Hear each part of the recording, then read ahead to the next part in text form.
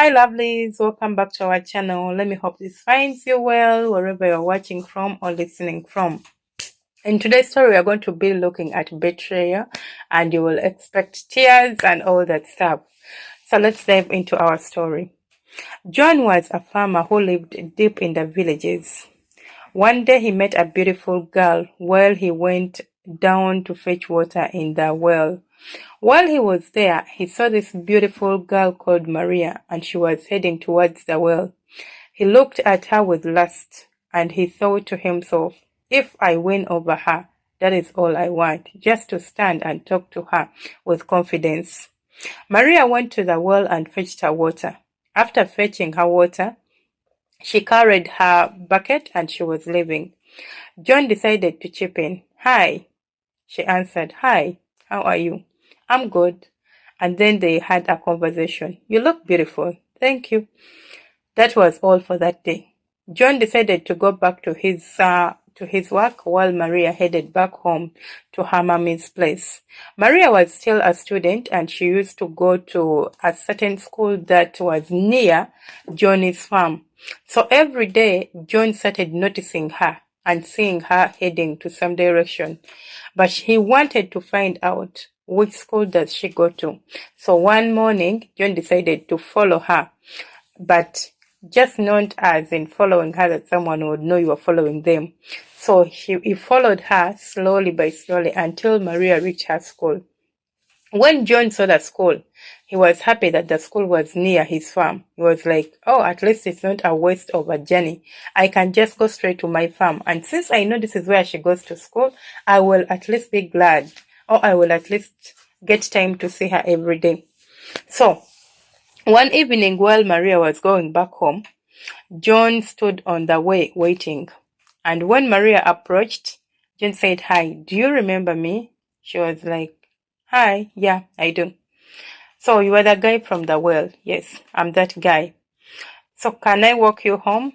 She said, I don't mind. And then they walked home while chatting, talking this, discussing that, and talking about themselves. They became friends at first, and they became really, really good friends. John was not rich, and he did not have that much money to share with Maria, but he was loving, he was caring, he was compassionate, and he was a very good man, if I may say. When Maria stopped going to school because of his parents lacking money, John chipped in. He went to Maria's house and asked her parents if they can let him take care of Maria while Maria stays with them. But if she finishes school, she was supposed to marry John. They agreed and they asked Maria, and she also agreed to it. After all, they were in love. Not the spoken love that they had exchanged the I love yous or what, but that love that grows deep in your soul, but you are not expressing it to the person you are supposed to. So Maria went back to school. While John hustled and tried to pay her fees. After she graduated, she came back to the village and married John, which was good news. John had worked too, and he had at least improved his way of living. He was earning some money to sustain a family, not too rich to live a luxurious life, but to sustain them. So when the time came, the villagers gathered and they collected money so they could do a function for them. So drums beat. People were happy that John was finally marrying the woman of her dream, because everyone used to talk about him. They called him stupid, they called him names, and they said he's so dumb to get money and pay for a girl who is studying in a city. She will never come back to marry a village boy while she's staying in a city with the rich guys.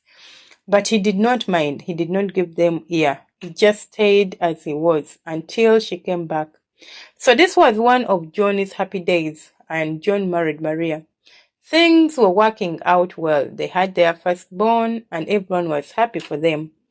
One day, Maria met her old friend from the city. She had come to visit her grandmother. So while the friend came, she was looking nice, smelled good, she was driving her own car. She was so damn rich, if I may say, for Maria. Like, This is too rich. So they chatted and she was like, can you please take me with you so I can work in the city? Maria went to her husband and talked to him about this opportunity. If you can let me go in the city and work, I promise you, I will change our lives. I went to school and I graduated, and I'm happy that part of my success goes to you. So I will be happy to share whatever I get as salary or earnings wherever I go with you, because you contributed to what I am today. John hesitated and he was not happy about the idea. He went to Maria's mom and talked about it with her. Maria's mom said if she went to the village, if she went to the city and studied and still came back to you, why not give her this chance? She will still come back to you. She was young when she left the village, but she still chose you and came back to marry you. Girls of these days, once they go to the city, they don't come back. That was John. Back then she came back because I think the city was not as wild as it is. John knew the city because he used to go there to buy his products for the farm. He used to go there to buy seeds, buy insecticides and all that stuff he needed for his farm. So he knew and he saw what was going on. But Maria promised him, I will behave myself, my husband. I will come back to you and our child, because they had one child by then. And I promise I will not disgrace you. Until John gave in, Maria pleaded, and John decided to give in and allowed her to live with her friend.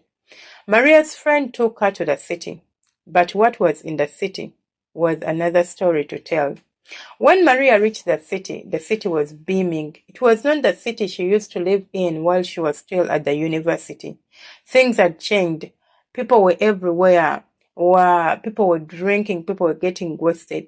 At first, she secured a job as a waitress in one of the restaurants, but she was paid less. The money was very little to sustain her, pay her rent, do her hair, and then send back some money to John and her own family. She decided to upgrade to another job. She looked for a job and landed a job in one of Kampala's bars. She worked there as a hostess, and working as a hostess comes with a lot of stuff. She earned good money, but this exposed her to men of high end, men with class, men with money. But of course, they did not want her as a wife. They wanted her just to sleep with her. She thought about it and she told herself no one will know. And when she told her friend about it, her friend advised her to do it because she was also doing it. Her friend was working in one of the busiest places in Kampala, and her job was just a decoy.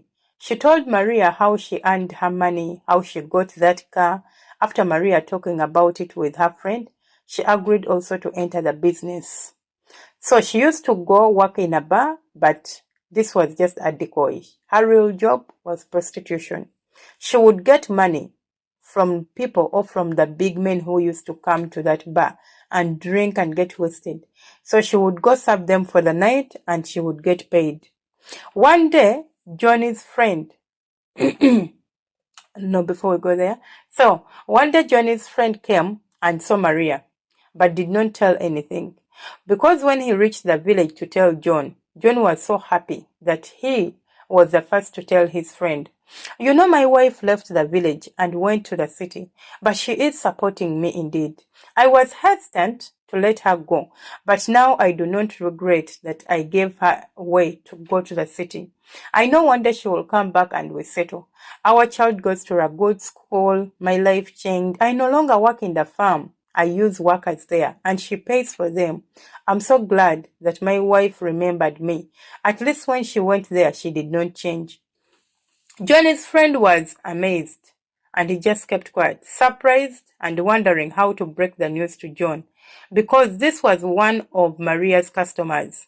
One time he had gone in the bar and then he ran into Maria. Maria would not recognize him because she did not know him. So he spent the night with Maria and paid her cash. So he knew what job or which kind of job brought in all this money John was proud of. But he went back to the city without gathering the courage to tell John the real deal. So when he reached in the city, he went to Maria and talked to her. He told Maria, I know you and I know your husband. Maybe you do not know me, but I know your husband and he's my friend. I am asking you to quit this job because I don't want to break his heart, so I will not tell on you. But please, give up this job. Maria would not listen. Maria decided to keep the job. At first, she gave him empty promises. Just give me a little bit of time. Maybe 2 weeks. I just need to sort myself out and then I'll leave this place for good. I will go back to John and settle in the village and become the wife he wants me to be. You will never see me anywhere doing such dirty jobs. Circumstances pushed me. This is not the kind of woman I am. He believed her and he left. But Maria decided to keep the job after thinking about how much she's earning, how much her life has changed, and she was aiming for a car. So she is seeing her car just a little bit there. She's almost there. And now this guy comes and tells her to quit just for a man. She did not quit. She decided to keep her job. When the man learned about this, the man was Michael. So Michael goes back to John in the village and tells John, I want you to take a trip to the city with me. But John was like, but why should I go with you? I just want you to go with me because I want to show you something very important to me, but I cannot tell you. I just want you to see for yourself. So John goes with Michael, and Michael makes arrangement for John to meet his wife ready-handed. He tells Michael about his wife being a prostitute and doing stuff of that sort. But John was not quite impressed with whatever he had. He did not believe him. So he told him to stay in some place. And this place was a hotel room. And he told him, I will prove to you all you want to know. So Michael sends in another man. Since now that Johnny's wife knows his face, he cannot approach her. He sends in another man. This man buys this woman at night, brings her over to the room and tells her the person you are going to serve is just there. The lights are off and you are not supposed to turn them on because this is a high-end person. It's someone influential in this country and is willing to pay you lots of money. But he does not want you to see his face. He does not want to reveal himself to you. She agrees to the gig since the money was quite tempting.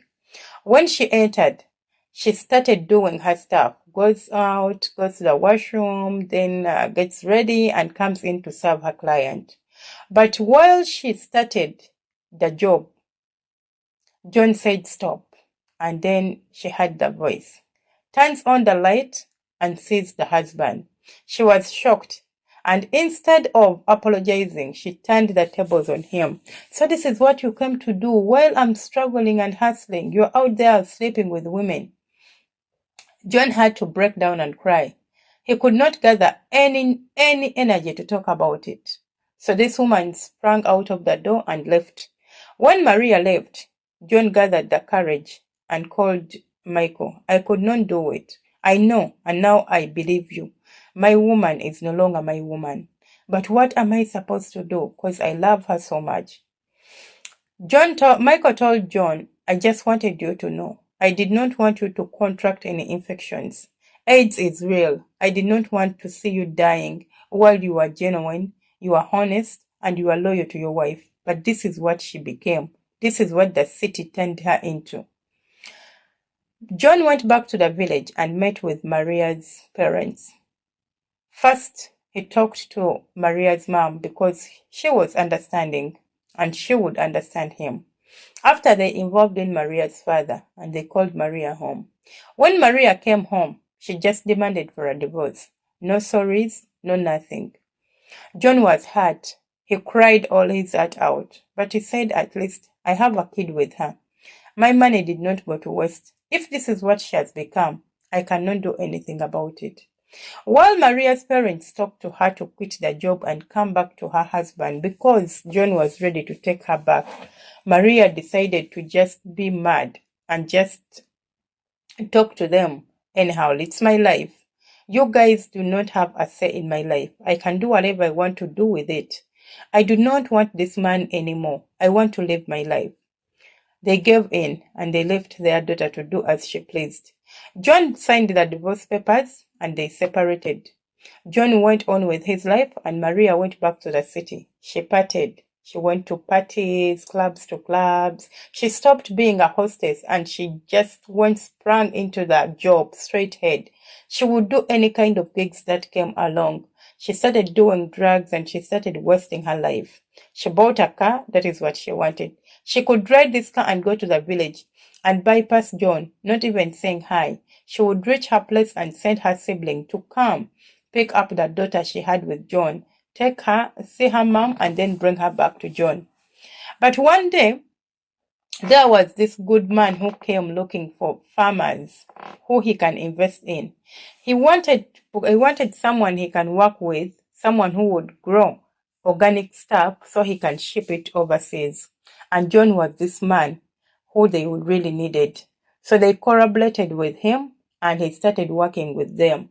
John got lots of money and he became rich.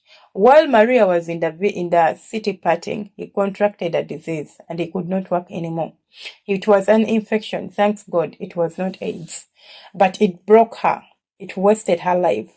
She was taken back to her parents' house when she could not even walk. Of course, as parents are, they nursed her. And John, on the other hand, had married another woman. They had a fabulous wedding, they had an introduction, and all that stuff of marriage. So he was happy with their daughter while she was suffering. When she got better, she wanted to go back to apologize to John. My husband, I was the first person you loved, and you were the first person I loved. Find heart, or take heart, and forgive me. I will never betray you again. John decided not to listen to her.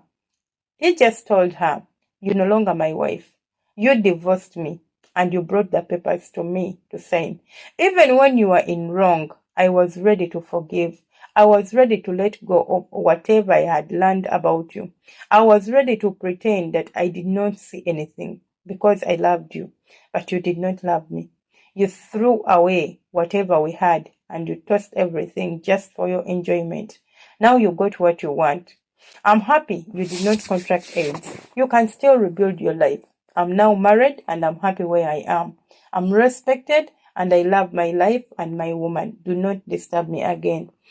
Johnny's words hurt Maria too much, but I think she deserved it. She went back to her mommy's place and started talking to different people so they can come to John so she can be forgiven. She reached an extent of saying, "I will be the second wife. I don't want to be your first wife because I cannot be anymore. We are divorced. But take me back, please, and I'll be your second wife." All the money she had earned while she was a prostitute had gone because she had to pay for her medical bills. She had to pay for her own stuff while she wasn't working. So she had lost it all, and John was prospering.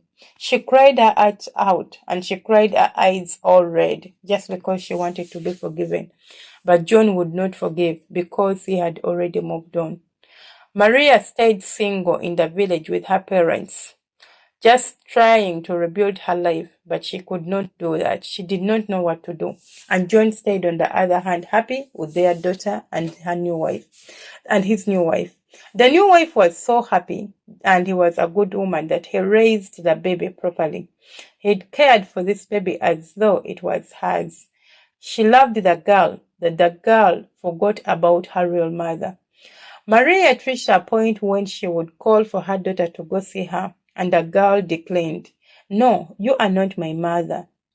This is my mom," because she tucked her into bed, she bathed her, she fed her, she played with her, and the girl grew a bond.